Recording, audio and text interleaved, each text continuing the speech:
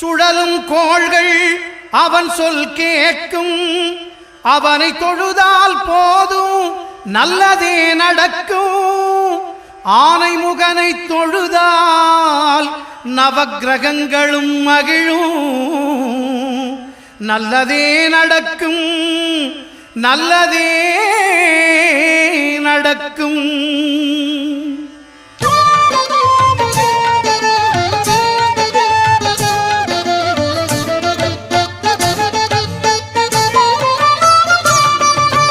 ஒன்பது கோளும் ஒன்றாய் காண அங்கு கற்பகம் என்னும் கடவுளின் மெய்யில்.